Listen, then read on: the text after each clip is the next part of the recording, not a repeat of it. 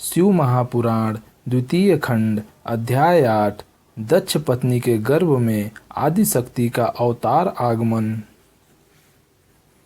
इतनी कथा सुनाकर सूत जी बोले, हे ऋषियों, पितामह ब्रह्मा जी द्वारा इस वृत्तांत को सुनकर नारद जी ने अत्यंत प्रसन्न होकर कहा, हे पिता, भगवान सदाशिव की आदि शक्ति ने जब आपको यह वरदान दे दिया, उसके उपरांत क्या घटना घटी, यह आप मुझे बताने की कृपा करें। ब्रह्मा जी बोले, हे आत्मज, जब भगवती महामाया ने प्रकट होकर मुझे यह वरदान दिया, तब दक्ष प्रजापति ने मेरी आज्ञानुसार घोर तपस्या करनी आरंभ की।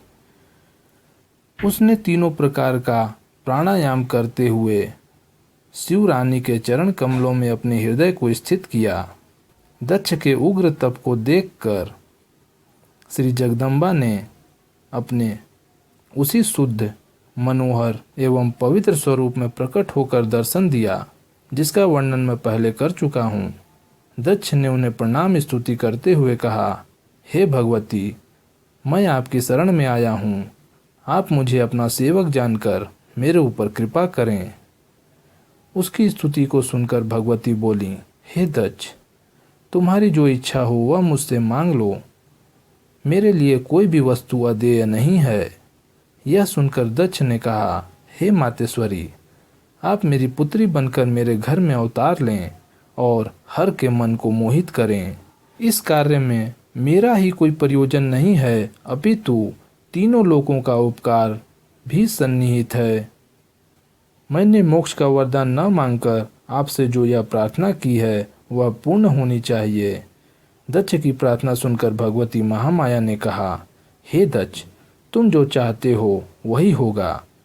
मैं तुम्हारी पत्नी के गर्भ से उत्पन्न होकर शिव जी की अर्धांगिनी बनूंगी, परंतु तुम अपने मन में किसी प्रकार का अहंकार नहीं करना, अन्यथा तुम्हारा संपूर्ण गर्भ नष्ट हो जाएगा। इतना कहकर श्री जगदम्बा अंतर्धान हो गईं और दक्ष अत्यंत प्रसन्न होकर अपने घर को लौट आए। तदुपरांत दक्ष ने 10 सहस्त्र मानस पुत्रों की उत्पत्ति की। वे सब तुम्हारी प्रेरणा से घर छोड़कर तपस्या करने के लिए वन में चले गए और परम पद को प्राप्त हुए।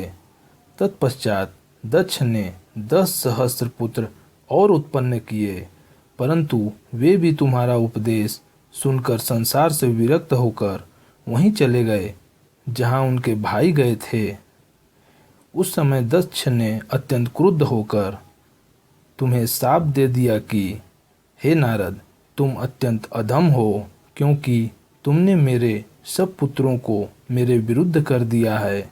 अब मैं तुम्हारे कर्मानुसार तुम्हें यह शाप देता हूँ कि तुम किसी एक स्थान पर न ठहर कर सदैव भ्रमण किया करोगे।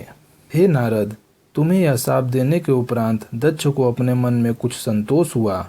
तब उसने अपने मन में यह निश्चय किया कि अब कुछ मैथुनी सृष्टि उत्पन्न करनी चाहिए। यह विचार करके दक्ष ने वीर प्रजापति की पुत्री वीरनी के साथ विवाह किया। विवाह के उपरांत दक्ष ने अपने हृदय में भगवती जगदम्बा का ध्यान किया। उस समय श्री जगदम्बा जी ने भी अपने मन में यह विचार किया कि अब मुझे दक्ष के घर जन्म लेकर उसका मनोरथ पूर्ण करना चाहिए। यह निश्चय कर वे दक्ष के हृदय में प्रवेश कर गईं। उस समय दक्ष प्रजापति को अत्यंत प्रसन्नता प्राप्त हुई और भगवती के तेज से उसका शरीर प्रदीप्त हो उठा।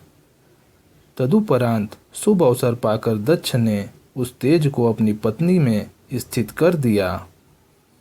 8वां अध्याय समाप्त हुआ।